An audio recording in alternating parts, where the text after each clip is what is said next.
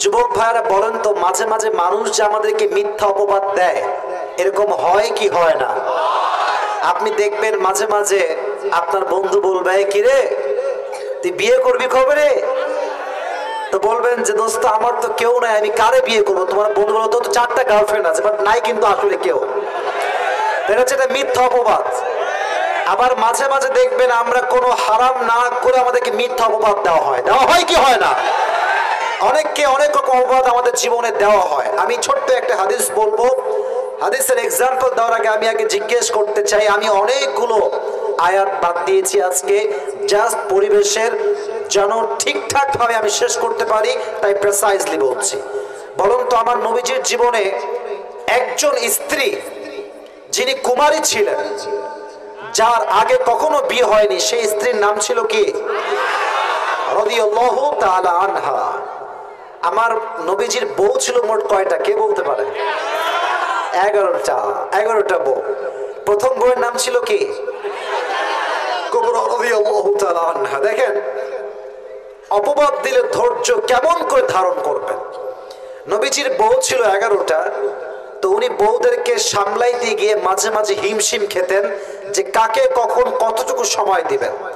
আচ্ছা, আপনার সবাই কি লটারি সিস্টেম নাম শুনছেন? লটারি, ছোট্ট একটা বাটি রাখা হয়, অনেকগুলো নাম রাখা হয়, যারটা উঠে লটারিতে সেই পুরস্কার পায়।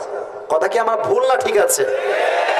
তো নবীজি যে কাজটা করতেন, প্রত্যেক সপ্তাহে কিংবা মাসে বউদেরকে নিয়ে বাহিরে ঘুরতে যেতেন, আউটিং এ যেতেন। আমাদের দেশে আমরা যেমন যাই কক্সবাজারে, আমরা যাই সিলেটে, আমরা যাই সাজেকে, ঠিক কিনা বলো যুবক ভাইয়ারা? তা আমার প্রিয় নবীজি বাহিরে ঘুরতে যেতেন। তো যেই মাসে তিনি লটারি করলেন, কথা বুঝতে কোনো সমস্যা হচ্ছে আপনাদের সবাই? লটারি করলেন একটা ছোট্ট বাটিতে করে, 11 জন স্ত্রীর নাম সেখানে রাখা হলো। একজন সেই নামগুলো তুলল, যখন নামের কাগজটা খুললেন, ওখানে যার নাম আসছে, যিনি ঘুরতে যাবেন এই মাসে, তার নাম হচ্ছে আয়েশা রাদিয়াল্লাহু তাআলা আনহা। সুবহানাল্লাহ পড়বেন না আপনারা সবাই? এবার প্রিয় নবীজি মুহাম্মদুর রাসূলুল্লাহ সাল্লাল্লাহু আলাইহি ওয়াসাল্লাম তার বউকে নিয়ে আউটিং এ ঘুরতে গেলেন, লম্বা একটা সফর দিলেন। যখন ঘোরা শেষ হয়ে গেল, নবী করিম সাল্লাল্লাহু আলাইহি ওয়াসাল্লাম তার বউকে নিয়ে বাসায় ফিরে আসছেন। আগের যুগে বিয়ে হতো পালকিতে করে, নাম হচ্ছে পালকি। এটাকে আরবিতে বলা হয় হাউদাজ, বাংলা হচ্ছে পালকি। তো নবী করিম সাল্লাল্লাহু আলাইহি ওয়াসাল্লাম তার বউকে নিয়ে পালকিতে ঘুরতে গিয়েছেন। পালকিটা কেমন আমি বোঝাচ্ছি। এটা হচ্ছে উট, উটের পিঠের উপরে একটা হাউদাজ করা হতো। পালকি গোল চারকোনা ঘরের মতো, চতুর্পাশে পর্দা থাকতো। তো পর্দার মাঝে নারীদেরকে রাখা হতো এবং উটে করে তখন ভ্রমণ করা হতো, যেমন আমরা এখন কারে করে, কেউ বাইকে করে, কেউ সিএনজিতে করে, কেউ বিমানে করে ট্রাভেল করি। এট দ্যাট টাইম ভ্রমণ করা হতো হয় ঘোড়াতে, না হয় উটে। তো যখন নবী করিম সাল্লাল্লাহু আলাইহি ওয়াসাল্লাম বউকে নিয়ে কাম ব্যাক করছিলেন বাসার দিকে, in the meantime Aisha রাদিয়াল্লাহু তাআলা আনহার প্রকৃতির ডাকে সাড়া দেওয়ার পালা আসলো। উনি বলেন, এই উটের সওয়ার থামাও, উটকে তুমি থামিয়ে দাও। আমার এই কথা বলবেন না পেছনে, একদম কথা নয়, প্রকৃতির ডাকে সাড়া দেওয়া লাগবে। তাই তিনি উট থেকে নেমে একটু দূরে গেলেন। মজার বিষয় হচ্ছে, মায়েরা বোনেরা মনোযোগ দিয়ে শুনবেন, আয়েশা রাদিয়াল্লাহু তাআলা আনহা ছিলেন একদম স্লিম বডির একজন মহিলা। মোটা না চিকন? স্লিম, চিকন ছিলেন। তো দেখবেন রিকশায় যখন চিকন মানুষ ওঠে, যে রিকশার চালক ও টের পায় না পেছনে কেউ আছে কিনা। আর যখন ভুড়িওয়ালা দামড়া মোটকা ওঠে, দেখলে মনে হবে টায়ার এই তো ব্লাস্ট হইল বলে, ঠিক না বড়? তবে একটা বিষয় মাথায় রাখতে হবে, এখানে হাসির কোনো কারণ নাই। মোটা কিংবা চিকন এটা মানুষের হাতে নয়, এটার ক্রিয়েশন যিনি করেছেন তিনি এক সত্তা, তিনি কে? তো মজার বিষয় হচ্ছে, যখন তিনি নেমে গিয়েছেন, তিনি কি আসলে উঠেছেন কিনা এখনো উঠে, এটা সে বুঝতে পারে নাই। তাই তিনি উট নিয়ে আবার বের হয়ে গিয়েছেন, কিন্তু আয়েশা দূরেই ছিলেন, দূরেই তিনি ছাড়া পড়ে গেছেন। এখন যখন সে অনেক দূরে গিয়েছে, গিয়ে দেখছে আয়েশা ভেতরে নাই। সে তো টেনশন, কোথায় গেল আমাদের প্রিয় নবীজির একমাত্র কুমারী স্ত্রী, গেল কোথায়? তো দেখবেন যখন আমরা পিকনিকে যাই, ছোটবেলার কথা মনে আছে অনেকের, হয়তো বা আমারও মনে আছে, পিকনিকে গেলে দেখবেন পার্ক হচ্ছে এইটা, বাস হচ্ছে বাইরে, দেখবেন মাইকে বলা হয় আমাদের স্কুলের অমুক ক্লাসের ওই ছাত্র কোথায়, অমুক ছাত্র কোথায়, ঢুকে পড়ো, এখনই আমরা বাস ছেড়ে দিব। কথা কি ঠিক কিনা বলেছে বল ভাই? তো সেখানে একজন দায়িত্বে ছিলেন লস্ট অ্যান্ড ফাউন্ডের, তার নাম হচ্ছে আব্দুল্লাহ ইবনে মুআত্তাল রাদিয়াল্লাহু তাআলা আনহু। তো উনি দেখলেন যে আয়েশা রাদিয়াল্লাহু তাআলা আনহা ইজ মিসিং, উনি নেই। তখনই তিনি সঙ্গে সঙ্গে উট নিয়ে বের হয়ে গেলেন ওনাকে রিসিভ করবার জন্য। এবার যখন আয়েশা রাদিয়াল্লাহু তাআলা আনহা দূর থেকে ফিরে আসছেন, উটে সওয়ার হয়ে তিনি আবার বাসায় ফিরে আসবেন, দেখছেন উট নাই। উট গেল কোথায়? দূরে দূরে চোখ দিয়ে দেখছেন উটের কোথাও কোনো চিহ্ন নাই। তাই তিনি একটা ছোট্ট কাজ করলেন, মরুভূমির মাঝখানে চাদরটা মুড়ি দিয়ে বালুর উপরে শুয়ে গেলেন, ঘুমিয়ে গেলেন। দূর থেকে আব্দুল্লাহ ইবনে মুআত্তাল দেখে বুঝলেন যেখানে আম্মাজান আয়েশা শুয়ে আছেন। উনি গিয়ে একটা সালাম দিলেন, কাশি দিলেন, উনি উঠলেন, উঠে সুন্দর করে মুখ ঢেকে সুন্দর করে উটের পিঠে এসে পালকিতে উঠে বসলেন। এবার আসুন মূল ঘটনার মূল ইন্টারেস্টিং পার্টে। যখন তারা ফিরে আসলেন নবীজির ঘরে, কাফেররা দেখতে পেয়েছে যে আব্দুল্লাহ ইবনে মুআত্তাল নিজে একা আয়েশাকে নিয়ে দূরের সফর থেকে একা একা ফিরে আসছে।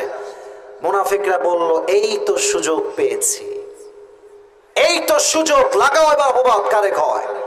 তারা পুরো মদিনা একটা অপবাদ ছড়িয়ে দিল, আম্মাজান আয়েশা নাকি ওই আব্দুল্লাহ ইবনে মুআত্তালের সাথে জিনা করে বাসায় ফিরে আসছে। নাউজুবিল্লাহ পড়বেন না আপনারা? আচ্ছা, টাঙ্গাইলের ভুয়াপুরের ভাইরা, আম্মাজান আয়েশার মধ্যে একজন চরিত্রবান নারী কখনো কোনো পরপুরুষের সাথে পরকিয়া বা জিনা করতে পারে? ইমান থেকে বলেন, পারে? পারে। কিন্তু অবাক করা বিষয় কি জানেন, আয়েশা জানেই না যে তার বিরুদ্ধে এত বড় একটা অপবাদ গোটা মদিনায় ছড়িয়ে গিয়েছে। কয়েকদিন পরে তিনি কি করলেন, খেয়াল করছেন যে নবীজি আগের মতো যেমন ভালোবেসে কথা বলতো, এখন আর কথা বলে না। আগে দেখলেই নবীজি হাসতেন, এখন আর হাসেন না। আগে দেখলেই জড়িয়ে ধরতেন, এখন আর জড়িয়ে ধরেন না। বাট তিনি জানেন না যে নবীজি আসলে এমন রিঅ্যাক্ট কেন করছেন। কয়েকদিন পরের কথা, উনি বাবার কাছে গেলেন। বাবার নাম হচ্ছে ইসলামের প্রথম খলিফা আবু বকর রাদিয়াল্লাহু তাআলা আনহু। যখন বাসায় গেলেন, একজন গোলাম এসে বলল, আয়েশা তুমি কি জানো তোমার বিরুদ্ধে কত বড় একটা মিথ্যা অপবাদ গোটা মদিনায় ছড়িয়ে গিয়েছে? বলল, কি হয়েছে বলো তো আমাকে।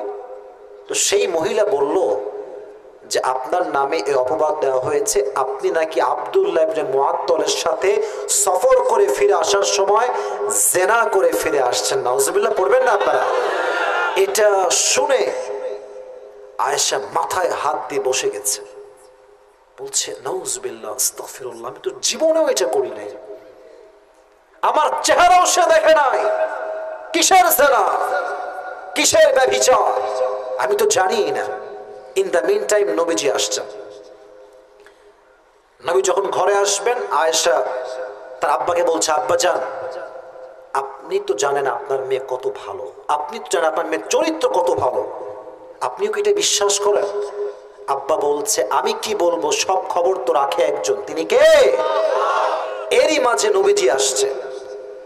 দেখেন, সত্য কথা হচ্ছে বিপদে পড়লেও কিন্তু দেখবেন মাঝে মাঝে আপন মানুষের চেহারা পরিবর্তন হয়ে যায়।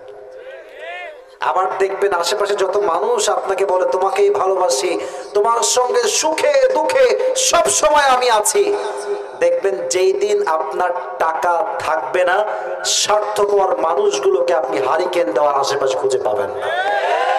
পুরোটাই স্বার্থের খেলা, পুরো দুনিয়া। তো যখন নবীজি আসছেন, আয়েশা বলছে, আচ্ছা আমার স্বামী, আপনি বলেন, আপনি কি এটা বিশ্বাস করেন? তো নবীজি বলছে, দেখো আয়েশা, যে কোনো মানুষই কিন্তু অন্যায় করতে পারে, তো তুমি যদি অন্যায়টা করেই থাকো, তুমি আল্লাহর কাছে তওবা করে নাও। এই কথা শুনে আয়েশা আর সহ্য করতে পারলেন না, কান্না শুরু করলেন, দুই চোখ দিয়ে অঝরে পানি ঝরছে, আর বলছে, ইয়া রাসূলুল্লাহ, আপনি আমার স্বামী হয়ে আজকে আমাকে বিশ্বাস করলেন না? আমার আর কোনো ভরসা নাই, আমার একমাত্র ভরসা এখন ধৈর্য। আর ধৈর্য ধারণ করলে আমার সঙ্গী হবে একজন, তিনি কে? উনি বললেন আমি ধৈর্যের মতো হাতিয়ারকে আজকে অবলম্বন করলাম, আমি আর কারোর সাথে কোনো কথাই বলবো না। এবার আসেন সবরের ফলাফল কাকে বলে, ধৈর্য ধরলে কি হয়। আহা কি সুন্দর হাদিস। আয়েশার চরিত্র যে পবিত্র ফুলের মতো, তিনি যে ধৈর্য ধারণ করেছেন, এটার বিনিময়ে আল্লাহ তাআলা তার চরিত্রকে পবিত্র করবার জন্য কোরআনে তার চরিত্রের ব্যাপারে একটা আয়াত নাজিল করে দিয়েছেন যে তার চরিত্রে কোনো ভেজাল নাই।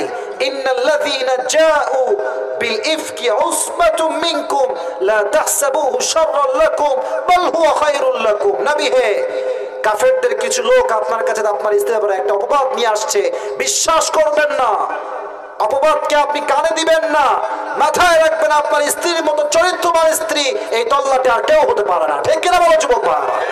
তাহলে মাথায় রাখতে হবে অপবাদ আসতে পারে, মিথ্যা অনেক ব্লেম আপনাকে সহ্য করতে হতে পারে, বাট যদি আপনি ধৈর্যশীল হতে পারেন, আপনি যে নিষ্পাপ এটা স্বয়ং আল্লাহ নিজেই প্রমাণ করবে। সুবহানাল্লাহ আপনার সময়